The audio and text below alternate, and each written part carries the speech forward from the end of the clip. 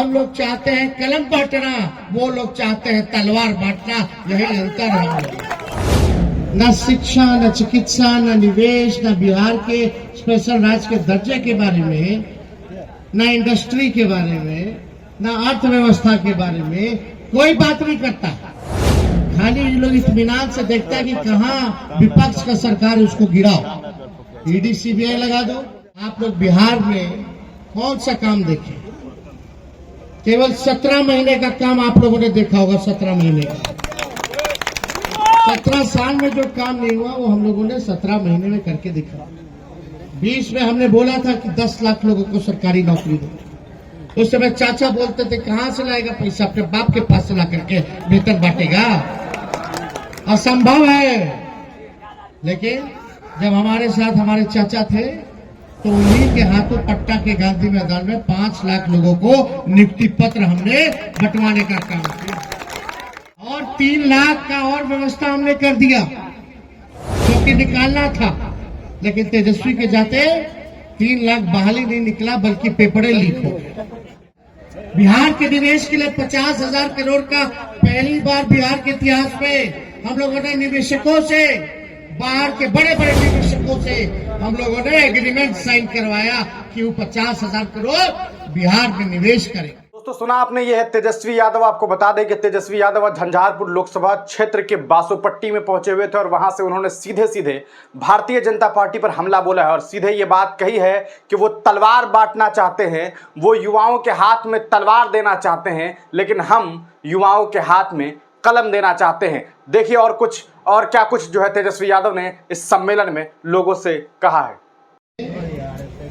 न शिक्षा, न चिकित्सा, न निवेश, न बिहार के स्पेशल राज्य के दर्जे के बारे में, न इंडस्ट्री के बारे में, न अर्थव्यवस्था के बारे में कोई बात नहीं करता। खाली ये लोग इत्मीनान से देखता है कि कहाँ विपक्ष का सरकार है, उसको गिराओ, ईडी सीबीआई लगा दो, या तो आप लालच से खरीद लीजिए, विधायक लोग खरीद, और कोई काम ये लोग नहीं किए। आप बताइए 3 साल में आप लोग बिहार में कौन सा काम देखे? केवल 17 महीने का काम आप लोगों ने देखा होगा। 17 महीने का, 17 साल में जो काम नहीं हुआ वो हम लोगों ने 17 महीने में करके दिखा। 20 में हमने बोला था कि 10 लाख लोगों को सरकारी नौकरी दो। उस समय चाचा बोलते थे कहां से लाएगा पैसा, अपने बाप के पास से ला करके वेतन बांटेगा, असंभव है।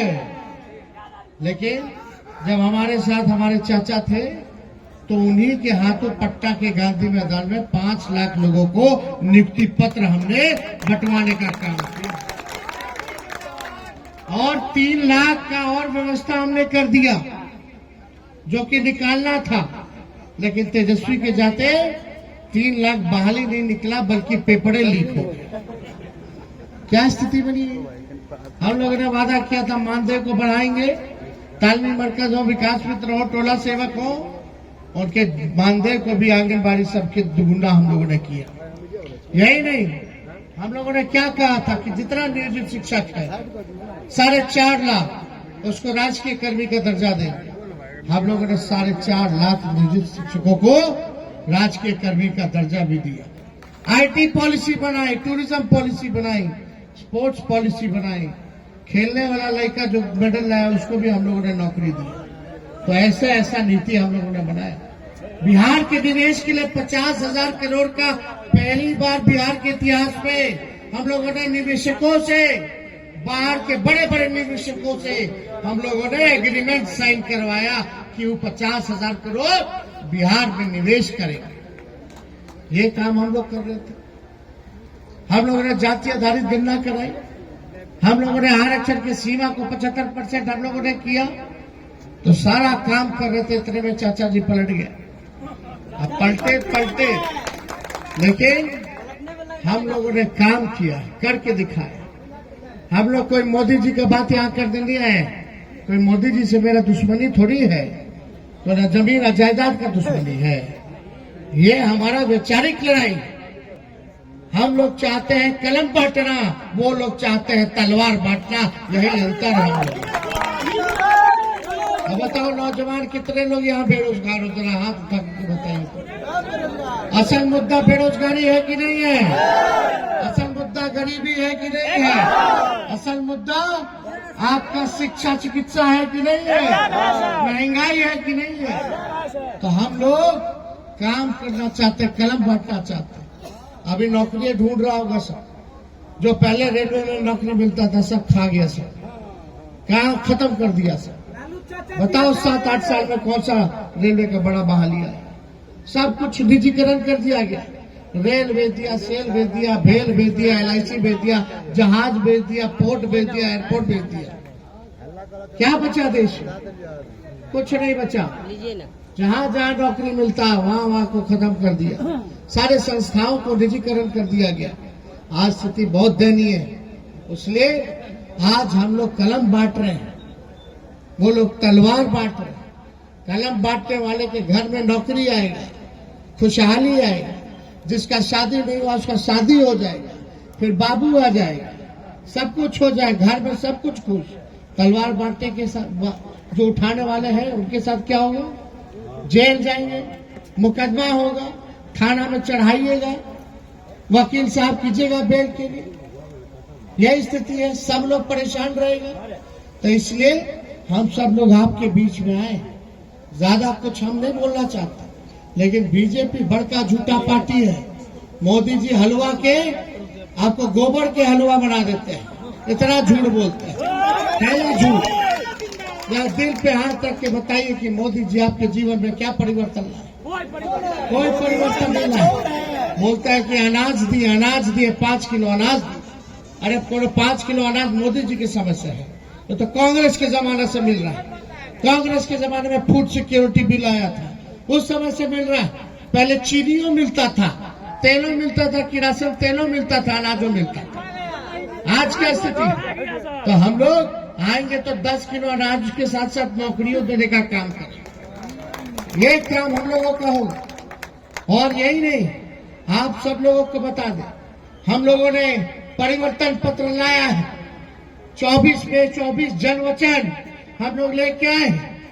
लालू जी का, राहुल जी का, अखिलेश यादव जी का, शरद पवार जी, अरविंद केजरीवाल, हेमंत सोरेन, हमारे स्टालिन साहब, सब लोग विपक्ष के लोगों का अगर सरकार बनेगा केंद्र में, तो हम लोग आने वाला 15 अगस्त से 1 करोड़ नौजवानों को सरकारी नौकरी देने का काम करेंगे और बेरोजगारी से आजादी दिलाने का काम करेंगे।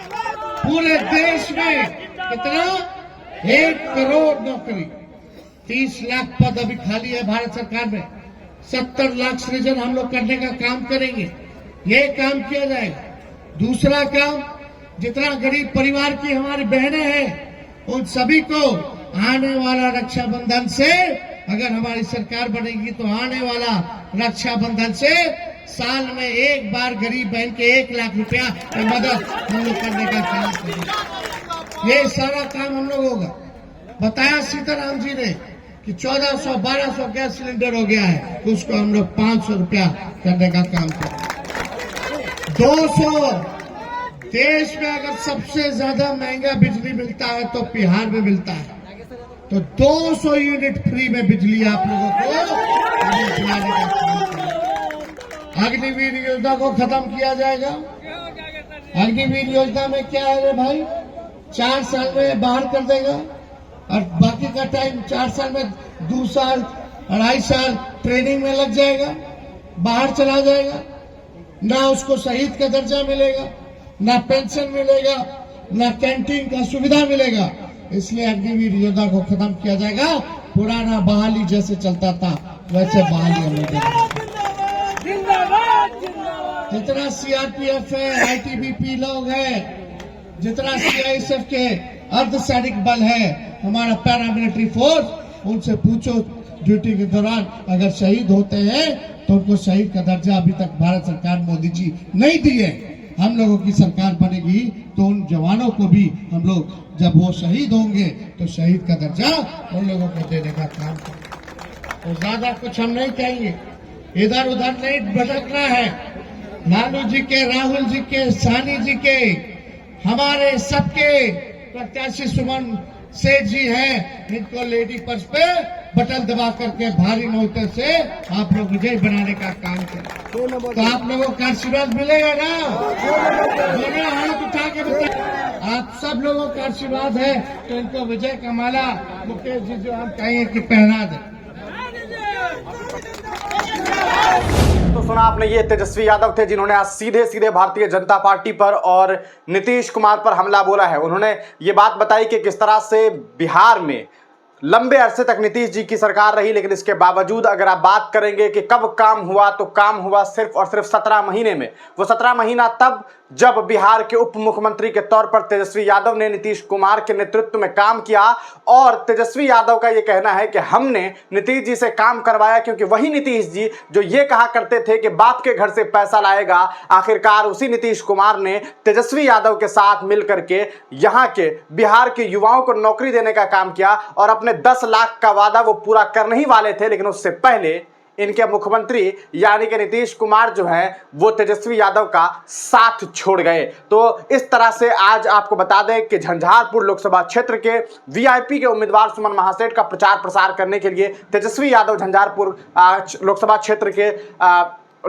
क्षेत्र में पहुंचे हुए थे और वहां जाकर के इन्होंने वीआईपी के कैंडिडेट सुमन महासेठ के लिए चुनाव प्रचार किया है। आप तमाम लोग इस वीडियो को देखने के बाद क्या कुछ सोचते हैं, अपनी राय कमेंट सेक्शन में जरूर दीजिएगा। तब तक के लिए दीजिए इजाजत, फिर मिलेंगे किसी नई वीडियो के साथ, किसी नई पेशकश के साथ।